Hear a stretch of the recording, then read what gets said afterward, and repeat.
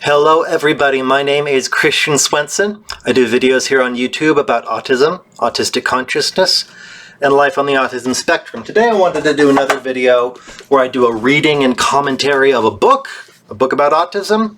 How Can I Talk If My Lips Don't Move? Inside My Autistic Mind by Tito Rajarshi Mukhopadhyay. This is the chapter called Color of My Scream. This is going to be really interesting. I can tell already because I've read it. It begins by saying, many times in the midst of other sounds I could hear my own voice laughing or screaming. Notice how he says I can hear my own voice. Because we often, neurotypical people often will equate the voice with the hearing of the voice. Oh, it's like in Freaky Friday, she says her voice and her voice sounds different and that's weird. Here it's always Freaky Friday for him. His voice is always weird. His voice is always other. He hears his own voice and it's like, who's that? It's like you stand in front of a mirror and you're like, who's that? Autism is the experience of, oh wait, who's that? Who am I? It's not knowing really what or who you are in the same way that neurotypical people know. He says that the mirror could never color those sounds, i.e. the sounds of his screaming.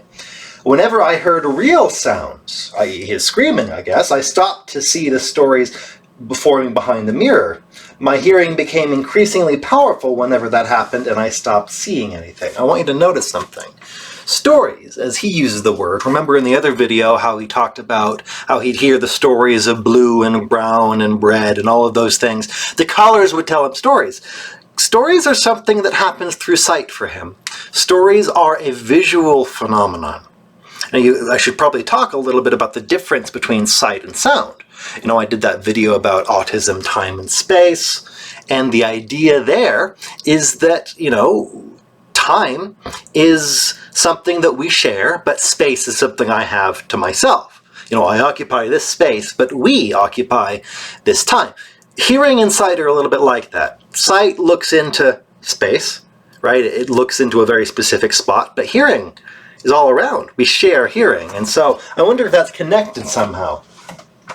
He said I could focus all my concentration on only one sense, and that is hearing, when he's screaming anyway. I am not sure whether or not I had to put any kind of effort towards hearing, because I was too young and uninformed in science to analyze the sensory battle that was taking place inside my nervous system. Now this is very interesting because he's been told, now he's able to communicate that, stories aren't in the colors. There is this sensory world you have is due to a disability in your brain. And so what's really going on here, so to speak, is a battle in him between what he knows and what he's been told is real. A battle between the commonplace, orthodox, scientific world and his world. I had a friend of a friend, a brother of a friend who was a scientist, and he was a very scientific person, if you know what I mean. And he smoked marijuana, and marijuana distorts your sensory world. And he went into a crisis because he realized that the scientific world could not take the common sensory world for granted, that there are different sensory worlds. And I think that's why autistic people threaten us. That's why autistic people are so threatening to certain modes of consciousness. It's because we show that there's not only one sensory world. And he's kind of dealing with that conflict. It says, it just meant that my colors would disappear if there were sounds vibrating around me. Again, around him. Not the stories in front of him, but the sounds around him. Was I scared or confused? I am not certain, as I did not know what the rules of the world were and what other people experienced. I concluded that everybody and everything, including the maid who had to move me away from the mirror, experienced what I did. There's my dog over there. But this is something that we all experience as autistic people. We all assume that everybody sees the world like we do.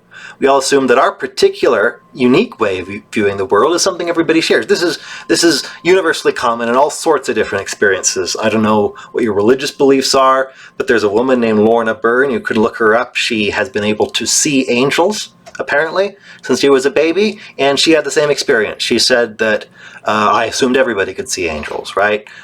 People with prodigious memories, they assume everybody's like that. People with aphantasia assume Fantasia doesn't exist. Not the Disney movie, but seeing images in your head, right?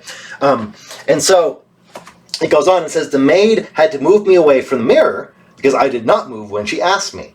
Tito Baba, please move a little as I have to mop the floor. The sound of her voice made me come back from behind the mirror. Again, he's outside of himself, right? I wonder if a lot of this is because he's not actually in himself, right? This is not an experience I have, at least not that greatly.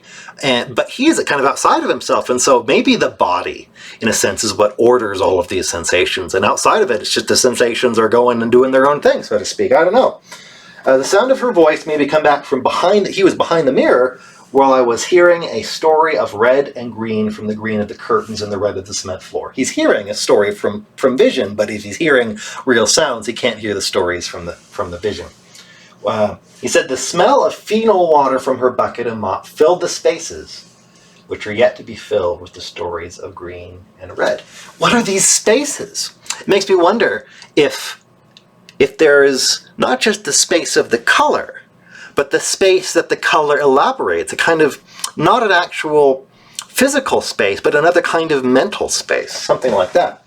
One experience diffused into the next, and every experience settled in my mind as an example of a natural phenomenon which laid down the rules of the world. This is very interesting, because he's going to explain it in just a minute, but basically the idea is that wherever you are in autism is whatever there is. I was in a first grade classroom, and when they moved the desk, when we moved around, I had a fit because this is the way things were.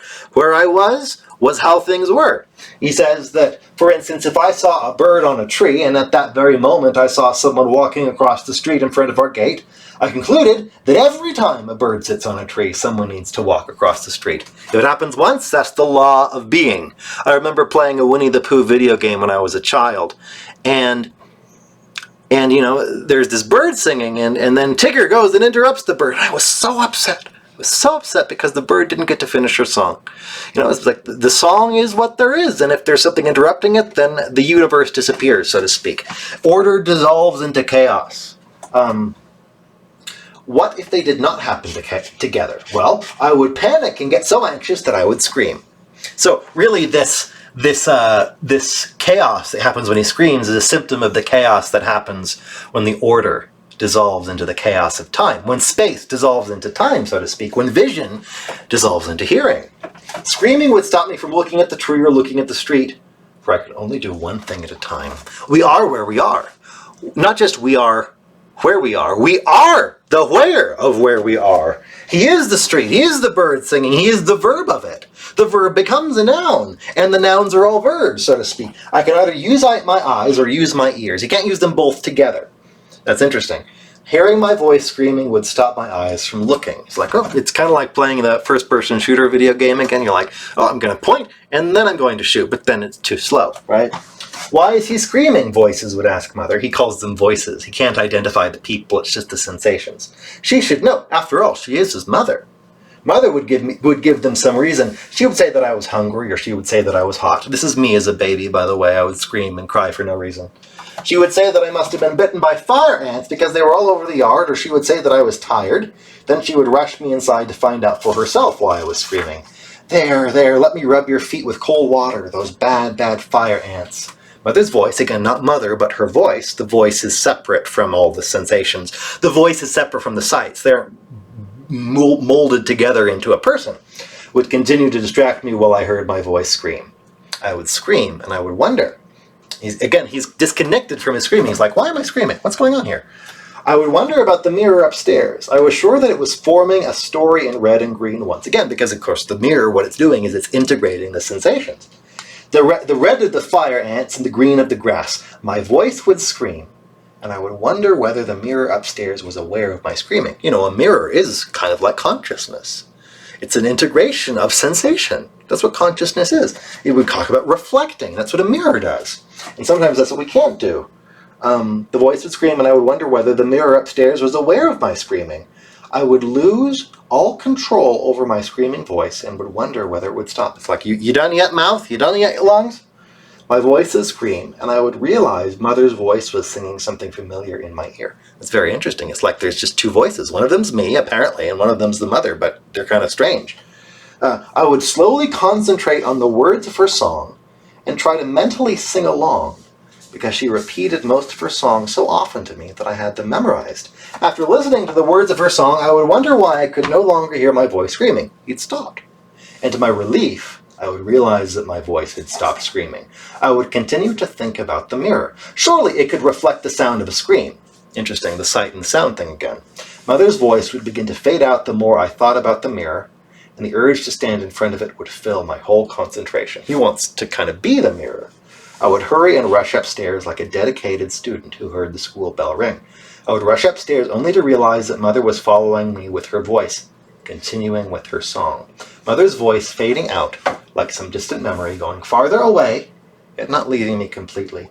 There was no way I could tell her to stop following me because I did not have a talking voice then. There was no way to tell her that the mirror would not show me any red or green story if there was so much distraction from her voice.